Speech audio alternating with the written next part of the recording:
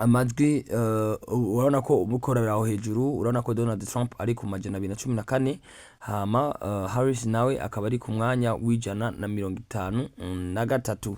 Guys, natwe tukaba tugerageza kubikurikiranira hafi. Biraboneka ko kandi no ku rundi ruhande nko mubona aho hejuru, ku ruhande rw'abasenator, aba republike bakaba baza ku mwanya wa 10, aba democrate bakaza ku mwanya w'8, hakaba n'uwundi mugambwe turashobora kumenya neza nawe uza ku mwanya wa 1. Byo nibice mu bitoza bagenda barasumbasumbanya. Ugiye kuraba muri house on this whole, umugambwe wa democrate ukaba ufise 105.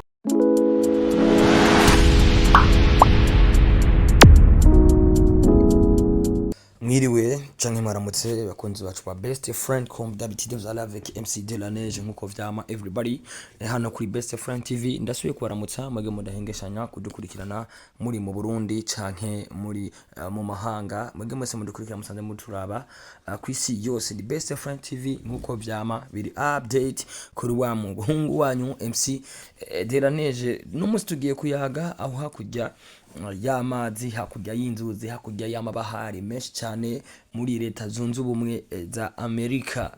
Everybody guys, murazi ko twama turi update dengeshanya kuba exclusive news duci hano, natwe nako tudakora kugira ngo tubanezeze tubacishije ku mpande zose zigize isi, impande zigize inosi yacu.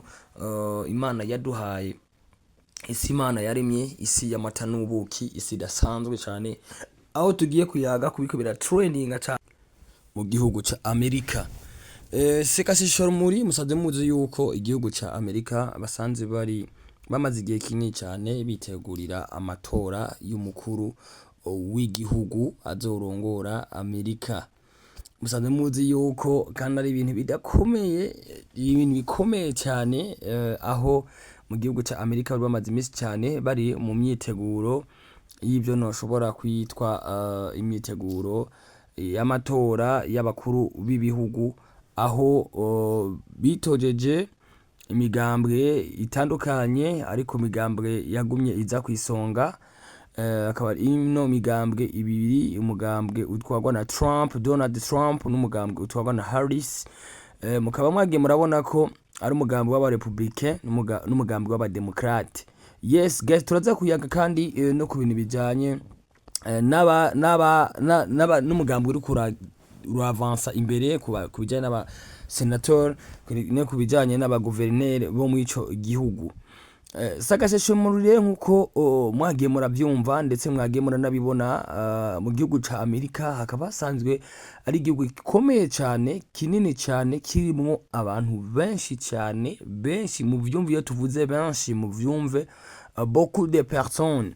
Hano kuri Best Friend TV naco tudagerageza kugira ngo tushobore kubazanira, murazi kuherutse twababwiye ikibazo umutima rokomedi yari yahuye naco, ariko ubu tugiye kubesha ko buri munsi tugiye kuba exclusive news duci hano kuri Best Friend TV.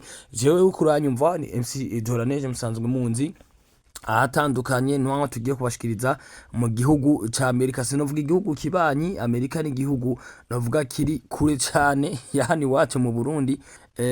Kubabwira mbega byifashe gute, mbega ku Burundi ruhande biri gute kubijanye n'amatora. Bikaba rero bigaragara ko bagiye gutangaza ugiye kuramutwa igihugu ca Amerika. Uko rero bagiye barahiganwa kubijanye n'amajwi ndetse no kubijanye nuko bimeze, ni Donald Trump bigaragara ko biboneka ko ari ku mwanya wa mbere w'ibijanye n'amajwi. Biraboneka ko ari we aza kwisonga. Donald Trump rero bimwe mu bice bigize amajwi amaze kuronka, afite ibice 52 uno mwanya tuvugana, n'ibice 3%. Akaba rero yatowe ku majwi angana n'imiliyoni 51 n'amajana 4 n'abantu amajana 666. Aho ni ku mugambwe wiwe. Kuri Harris nawe akaba ageze ku bice 46 n'ibice 3%, akaba yatowe n'abantu imiliyoni 45 n'amajana 455 n'ibihumbi amajana 455 n'amajana 997. nkuko rero bigaragara ugiye gushira mu ma pourcentage ni Donald Trump agaragara ko ariwe mukuru w'igihugu ca Amerika. Donald Trump akaba yatowe ku majwi angana ugiye kuraba ama pourcentage amajwi urabona ko umukorera aho hejuru, urabona ko Donald Trump ari ku majana 214 hama Harris nawe akaba ari ku mwanya w'ijana na 53. Gaze natwe tukaba tugerageza kubikurikiranira hafi, biraboneka ko kandi no ku rundi ruhande nko mubona aho hejuru ku ruhande rw'abasenator aba republike bakaba baza ku mwanya wa 10, aba democrat bakaza ku mwanya w'8, hakaba n'undi mugambwe turashobora kumenya neza nawo uza ku mwanya wa 1. Byo nibice mu bitoza bagenda barasumbasumbanya. Ugiye kuraba muri House on this whole umugambwe wa Democrat ukaba ufise 105, umugambwe wa Republican ari wa Donald Trump ukaba ufise 161.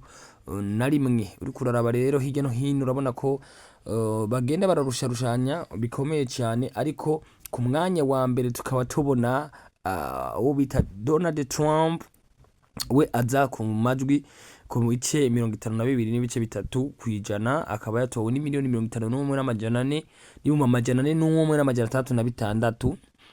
Hama Harris na akaza ku mwanya wa kabiri ku bihumbi 45 n'ibihumbi 455,997 akaba afise ibice 86 n'ibice 3 kwijana.